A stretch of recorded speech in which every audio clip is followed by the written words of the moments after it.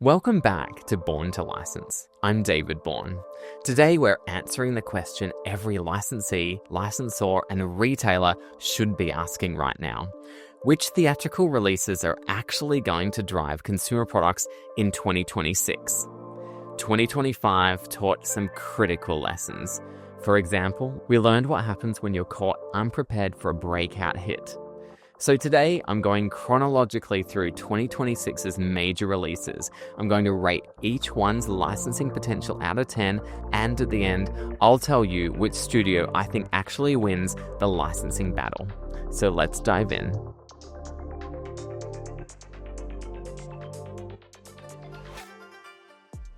Now, before we look ahead, let's talk about the biggest lesson from 2025.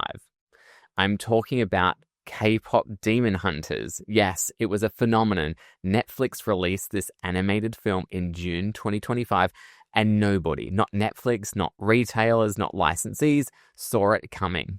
The film became Netflix's most watched title in history, surpassing 500 million views. The song Golden hit number 1 on the Billboard Hot 100. It was a cultural juggernaut. But here's the problem. There were almost no toys in the market. Parents were literally asking, where are the toys? Bloomberg, The Hollywood Reporter, Reuters, they all wrote about it. It was reported by The Hollywood Reporter that Netflix had approached toy companies 12 to 18 months before release, and the response was lukewarm. Knowing how long it takes to develop a licensed toys program, I would say conversations probably would have started even earlier.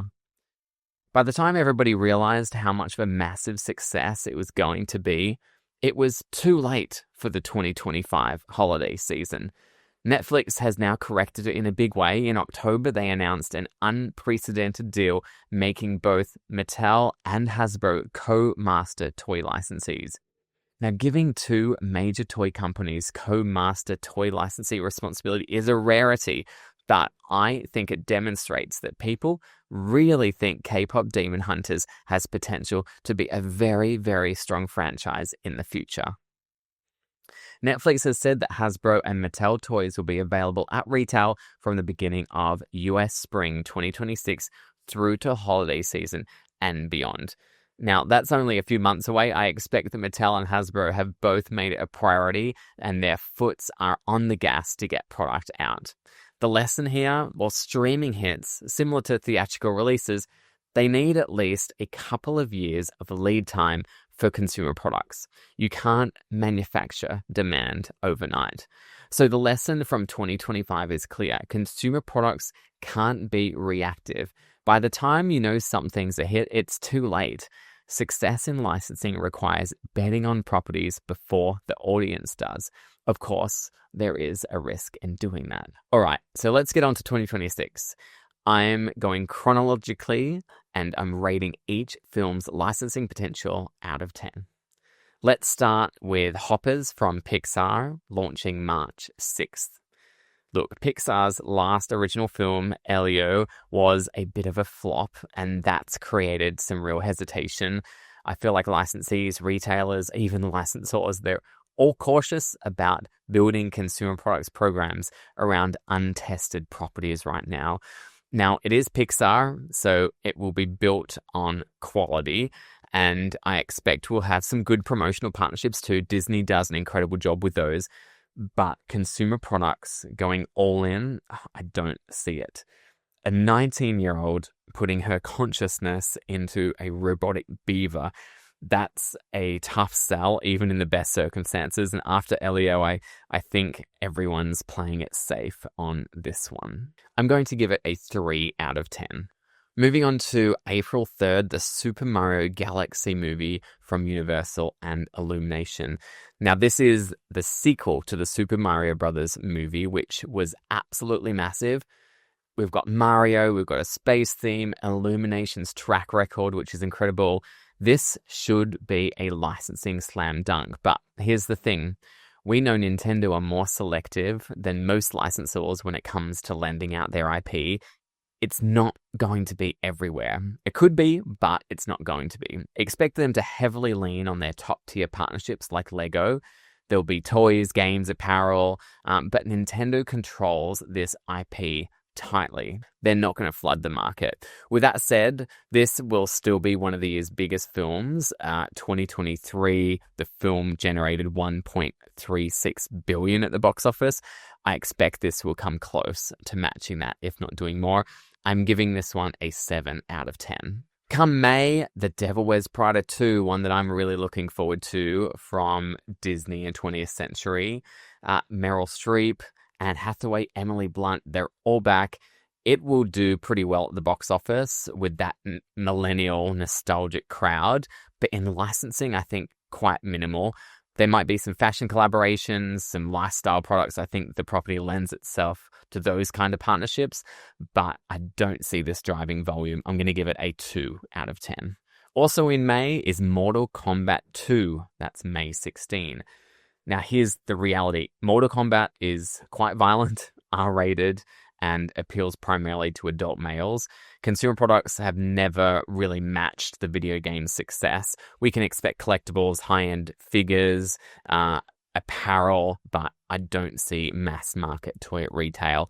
I'm giving this a 3 out of 10. In later May, May 22nd, we have a big one, The Mandalorian and Grogu. This is coming from Lucasfilm and Disney. This is the first Star Wars theatrical release since 2019, and Grogu, who's better known as Baby Yoda, is one of the most merchandised characters of the past decade. Disney's major partners like Hasbro, Lego, Funko, they've been ready for this moment for years. Here's the thing.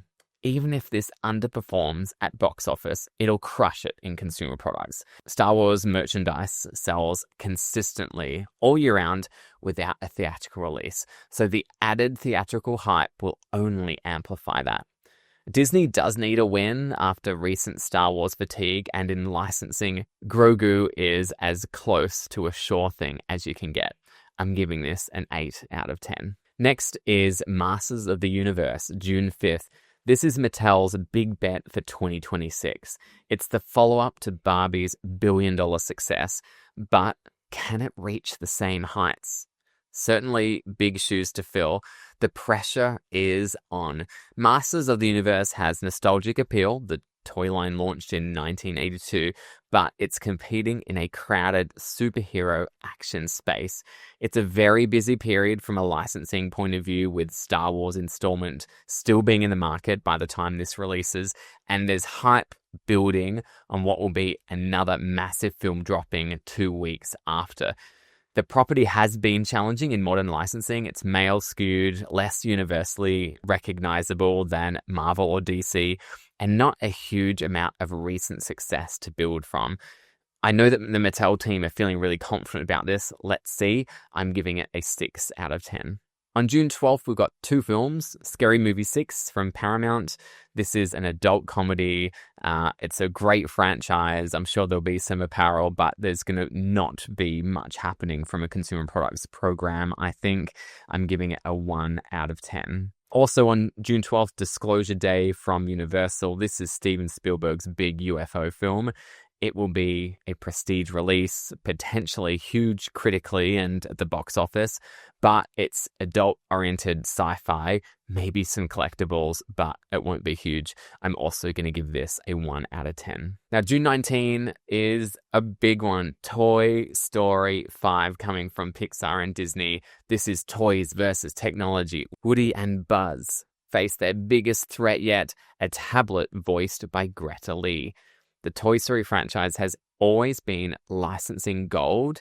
Yes, this is the 5th film, so we could see a little bit of franchise fatigue, but honestly, I think Toy Story will be unavoidable at retail, which was the case in 2019 with Toy Story 4. I'm giving this one wait for it, a 10 out of 10. This will be absolutely huge. Staying in June, June 26th, we have Supergirl, Woman of Tomorrow from DC Studios and Warner Brothers. This is James Gunn's DC Universe continuing to roll out after Superman in 2025. Supergirl's got built-in recognition, and Millie Alcock from House of Dragon is the lead. Here's what makes this interesting from a licensing perspective. It was reported that the S-Shield generated $634 million in global merchandise sales in 2018. That was without a major theatrical release. The Superman brand sells all year round. It's one of the most recognizable logos in the world, spanning everything from apparel to collectibles to home goods. Now, being ex-Warner Brothers myself, I know how important the DC portfolio is to their licensing business, so I expect they're putting everything they can behind this. The extra hype around the film, especially following the Superman reboot last year, will only amplify that.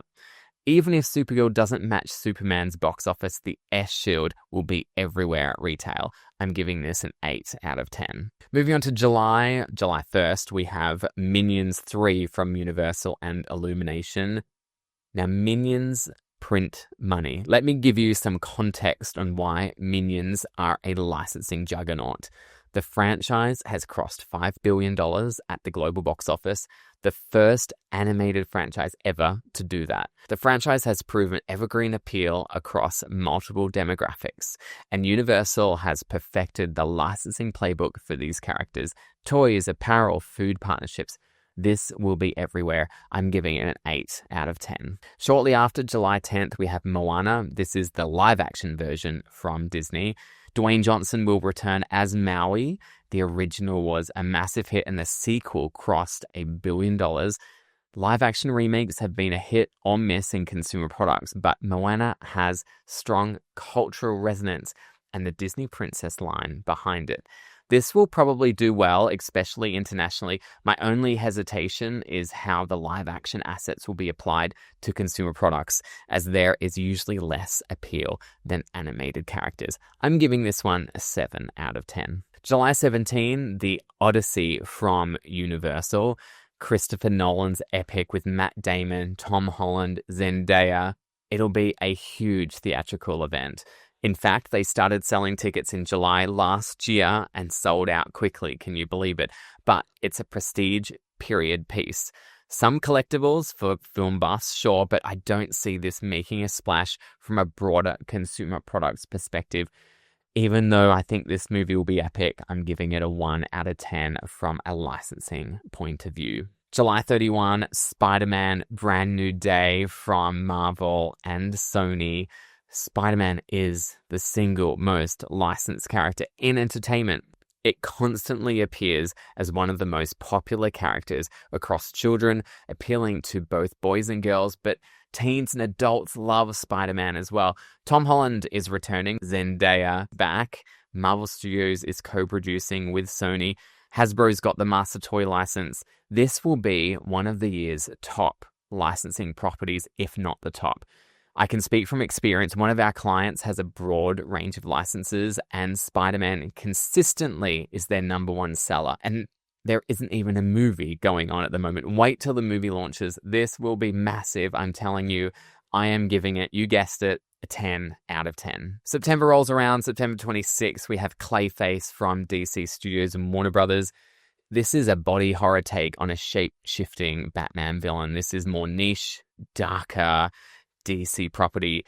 Some collectibles, but limited mass appeal compared to Batman or Superman. I'm giving this a 2 out of 10. November 6th, we have The Cat in the Hat. Bill Hader voices the cat, with the film moved from February to November to capture the holiday corridor. Dr. Seuss properties have proven to be licensing gold. The Grinch consistently drives holiday merchandise, but The Cat in the Hat isn't as strong. If they deliver a quality animated film, this could become an evergreen holiday property, but I don't see it coming even close to as strong of a licensing program as we've seen with The Grinch in recent years. I'm giving this one a 6 out of 10. In later November, November 26th, we have Narnia. It's Greta Gerwig's Narnia. This is Netflix's big bet on what they hope will become their next big franchise. It will release in IMAX in late November before it hits streaming on Netflix in Christmas Day. C.S. Lewis's IP has built-in recognition. If Gerwig delivers, this could be significant. I expect Netflix to go all in on this. using the lesson from K-pop Demon Hunters to encourage licensees and retailers to get on board now to ensure they aren't left behind when it proves to be a smash hit. I'm giving this one 7 out of 10. Getting towards the end of the year now, December 11, we have Jumanji 3. Dwayne Johnson and Kevin Hart return for what we expect to be the final installment in the franchise. The previous two films earned $963 million and $802 million globally. Expect some big promotional partnerships and toy activity, but I don't see this being a big licensing program. One reason for that is because of what's coming next, which I think will be much more on retailer and licensee minds in December this year. I'm giving Jumanji 3 a 6 out of 10. Now, December 18 is going to be a big one. Avengers Doomsday from Marvel Studios. The Russo brothers are returning to direct the next Avengers installment. Robert Downey Jr. is back, but he's playing Dr. Doom, not Iron Man. Disney and Marvel are hoping that this will be the biggest theatrical event of 2026. Hasbro's got the master toy license. Every major retailer will have dedicated space for this. This is going to be a big program. But is there a little bit of superhero fatigue? That's the only reason why I'm not giving this 10 out of 10. I feel that there is a small chance that Avengers can't pull in what they used to at the box office and from a consumer products point of view. So I'm giving it a 9 out of 10. And last, we have December 25th, June, Messiah from Warner Brothers and Legendary. Timothée Chalamet's Zendaya back with another June film. June has been tricky in consumer products. It's visually stunning and very popular, but it's not character-driven in the way that sells toys as much. So expect collectibles, high-end figures, but limited mass market penetration. I'm giving this a 4 out of 10.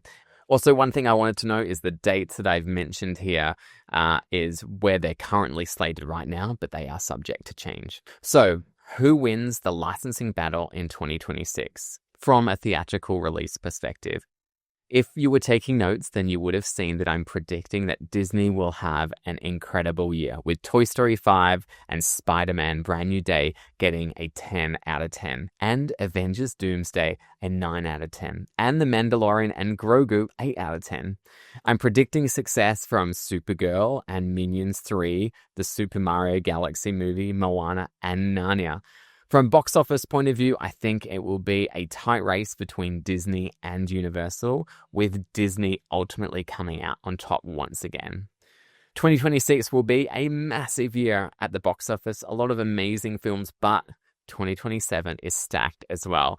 I'll be sure to do another episode closer to the time, but we're talking about Shrek 5, The Legend of Zelda, The Batman Part 2, Frozen 3, another Spider-Man film, another Avengers film, another Simpsons movie, and, of course, maybe saving the best to last, Bluey, the movie. That will be huge. Huge from a licensing perspective. It's already massive.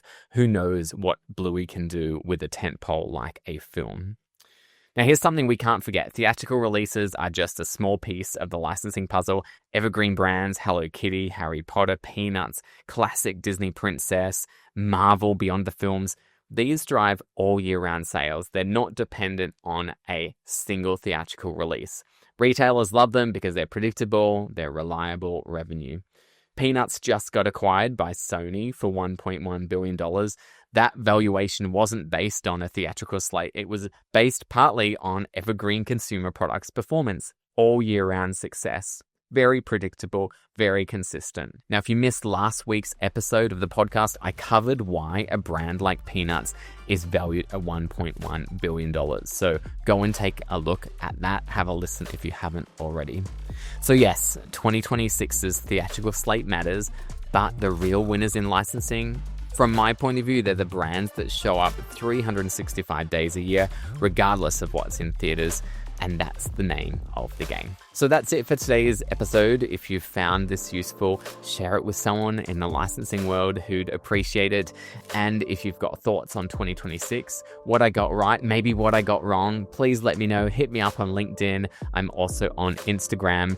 Next week, we're talking all things Licensing Expo happening in May, why you need to start preparing now. Don't wait until a month before. Start preparing now. I'll share some tips from my learnings over the years.